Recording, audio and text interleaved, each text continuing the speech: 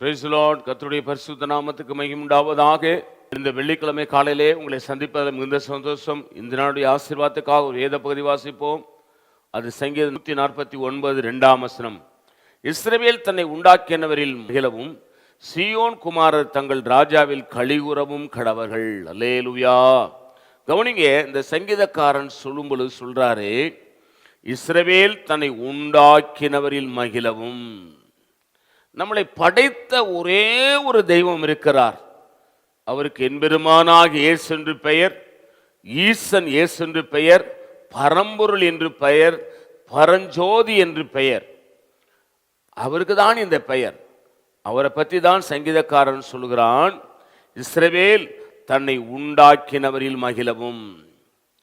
இந்த உலகத்தில் உண்டாக்கின ஒரே ஒரு தெய்வம் உண்டானால் அவர் தான் இயேசு கிறிஸ்து.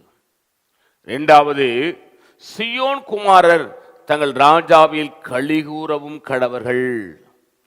கவனிங்க, நாம் ஆண்டவராகிய இயேசுவை ஏற்றுக்கொண்டால், அவரை மகிமைப்படுத்தினால், அவரை கொண்டாடினால், அவர்தான் என்னை உண்டாக்கினார் என்று சொன்னால், நம்முடைய வாழ்க்கை எப்பொழுதும் மகிழ்ச்சியாய், சந்தோஷமாய், சமாதானமாய் இருக்கும் என்பதை நீங்கள் விளங்கிக் கொள்ள வேண்டும். நான் உங்களுக்காக ஜெபிக்கிறேன். பரிசுத்த பிதாவே, நீங்களோடு பேசின நல்ல வார்த்தைகளுக்காக ஸ்தோத்திரம்.